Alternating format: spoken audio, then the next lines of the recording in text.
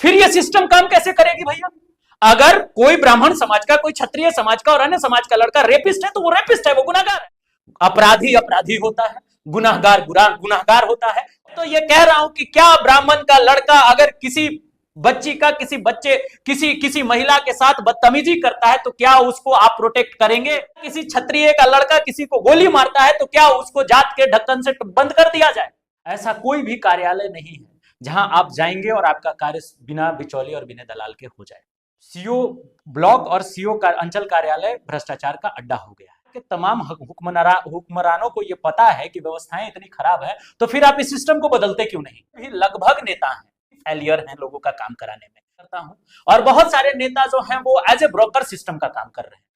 पलामू में अभी आपने देखा होगा कि लगातार सीयू अंचल के द्वारा जो जिलाध्यक्ष थे हम पार्टी के, उन पर जो आरोप लगाया गया, जिसके बाद उनको जेल भेजा गया। इसके बाद लगातार जो है मामला पूरा गर्म है। वही अगर बात करें तो अब समाज विशेष पे ये लड़ाई शुरू हो गया है। अगर देखें कि कुछ दिन पहले जो ओबीसी मोर्चा के अध्यक्ष अजीत मेहता, वो अपना प्रेस विज्ञप्ति जारी की, वो प्रेस कॉन्फ्रेंस की। वहीं अगर बात करें तो जो कई ब्राह्मण समाज के और अन्य समाज के जो जनरल वर्ग के संगठन है, वो लगातार आशुतोष तिवारी के समर्थन में और जो सदर सीओ हैं उनके विरोध में लगातार प्रदर्शन कर रहे हैं। अभी हमारे साथ मौजूद हैं आशीष भारद्वाज जी। हम उनसे बात करेंगे कि ये जो घटना हुई है इसके बाद लोगों में कितना आक्रोश है। आपके चैनल को देखने वाले सभी दर्शकों को मेरा प्रणाम है भैया। आपने 2-3 बातें रखी। पहला बात ये कि आशुतोष तिवारी का मामला। आशुतोष तिवारी जी ने भ्रष्टाचार के विरुद्ध आवाज उठाई है। उनके आवाज के साथ एक एक युवा, पलामू का एक एक व्यक्ति खड़ा है और होना चाहिए। लेकिन क्या यह भ्रष्टाचार सिर्फ अंचल कार्यालय तक सीमित है? क्या यह भ्रष्टाचार किसी जगह तक सेंट्रलाइज्ड है? हम लोगों को इस पर भी बात करनी होगी। आज इस सरकार में ऐसा कोई भी कार्यालय नहीं है जहां आप जाएंगे और आपका कार्य बिना बिचौली और बिना दलाल के हो जाए। माननीय मुख्यमंत्री जी ने खुले मंच से यह स्वीकार किया है कि वर्तमान की सरकार में सीओ ब्लॉक और सीओ का अंचल कार्यालय भ्रष्टाचार का अड्डा हो गया है। जब सरकार को यह बात मालूम है, माननीय मंत्री जी ने सतबरवा अंचल कार्यालय को लेकर के कुछ बात कही मंच से, अगर सरकार के तमाम हुक्मरानों को यह पता है कि व्यवस्थाएं इतनी खराब है, तो फिर आप इस सिस्टम को बदलते क्यों नहीं? इस सिस्टम को बदलना चाहिए। भ्रष्टाचार सिस्टम का एक पार्ट हो गया है। हम और आप, यकीन मानिए, एक आम जनमानस की मैं बात कर रहा हूं, उसकी कैपेसिटी नहीं है कि वो बिना पैसा दिए कोई साधारण से साधारण कार्य किसी भी कार्यालय से करा ले। और ये जो है आपके अंचलाधिकारी, सदर अंचलाधिकारी अमरदीप बल्होत्रा जी ने बहुत गलत किया है, बचकाना कार्य किया है। मैं ये कहता हूं कि एक पदाधिकारी को ये शोभा नहीं देता है। आप यशमैन सिर्फ आपके कार्यालय में नहीं आएंगे, आपसे सवाल करने वाले भी आएंगे, आपके अगेंस्ट बात करने वाले भी आएंगे। तो इस तरीके से आप जनता के कार्य करने वाले, सामाजिक कार्य करने वाले लोगों पर कितनों पर एफआईआर करेंगे? सीओ के द्वारा कहना है कि वो आज जो आशुतोष तिवारी जी चैम्बर में आए, चैम्बर में आने के बाद कुछ तूतू में उसके बाद उन्होंने सरकारी दस्तावेज को फाड़ा है। तो कहीं ना कहीं सरकारी दस्तावेज फाड़ना तो गलत है। देखिए, घटनाक्रम को मैं बहुत नजदीक से नहीं जानता हूं, लेकिन बस इतना पता है कि अगर मामला सिर्फ इतना है कि एक जनहित का बात करता हुआ सामाजिक व्यक्ति को अगर एफआईआर के माध्यम से डराया जाए तो यह गलत है। अगर किसी नेता के द्वारा यह धौंस दिखाया जाए पदाधिकारी के पास जाकर कि आपको कोई भी अनैतिक कार्य करना है क्योंकि मैं नेता हूं, मैं पैरवी करने आया हूं, वो भी उतना ही गलत है। अभी वर्तमान स्थिति में नीतीश जी ऐसा हो गया है कि जितने भी लगभग नेता हैं, हम सम्मिलित रूप से एज ए फ्रेटर्निटी फेलियर हैं लोगों का काम कराने में। इसको मैं स्वीकार करता हूं। और बहुत सारे नेता जो हैं वो एज ए ब्रोकर सिस्टम का काम कर रहे हैं, इसको भी मैं स्वीकार करने में कहीं भी अपने गुरेज नहीं रखता हूं। लेकिन उसमें से भी सामाजिक कार्य और लोगों का कार्य करने वाले लोग हैं। और जितना भी मामला अभी तक निकल के आया है, आशुतोष तिवारी जी को जेल भेजा गया है, यह सरासर गलत हुआ है उनके साथ। एक युवा जो समाज की बात करता हो, जो जनहित की बात करता हो, जो लोगों की बात करता हो, आप उसको क्रश नहीं कर सकते हैं किसी भी स्थिति में। और जहां तक रही बात कि इसको एक रंग दिया जा रहा है जातीय, यह सरासर गलत है। Those people who are trying to paint it as a जातीय issue other than social issue, they are the culprit of the society. एकदम मैं क्लियर कट आपको यह बात कह रहा हूं। They must be exposed because विनय चौबे जी पर केस है, भ्रष्टाचार का आरोप है, क्या ब्राह्मण समाज कल से विनय चौबे के पक्ष में खड़ा हो जाए? फिर ये सिस्टम काम कैसे करेगी भैया? अगर कोई ब्राह्मण समाज का, कोई क्षत्रिय समाज का और अन्य समाज का लड़का रेपिस्ट है तो वो रेपिस्ट है, वो गुनाहगार है। Why you are painting him as a कि ये ब्राह्मण का लड़का है, that's why he is being इसको सताया जा रहा है एंड ऑल? नहीं, अपराधी अपराधी होता है, गुनाहगार गुनाहगार होता है, और किसी भी पदाधिकारी को कुर्सी दिया गया है, दैट मीन्स कि उसको यह शक्ति नहीं दी गई है कि आप कार्यालय में बैठकर भ्रष्टाचार करें एंड देन आफ्टर आप आएंगे जात को आगे करके कि आप उसको प्रोटेक्ट करेंगे। यह स्वीकार्य नहीं। जितने भी लोग ये काम कर रहे हैं सब हमारे बहुत प्रिय हैं। पलामू समरसता की धरती है, यहां सभी लोग बहुत प्रेम से रहते हैं, यहां जातीय जहर फैलाने का काम ना करें। जो भी व्यक्ति किसी भी व्यक्ति के गलत कार्यों को जात के चादर से ढकना चाहता है वो नहीं होगा।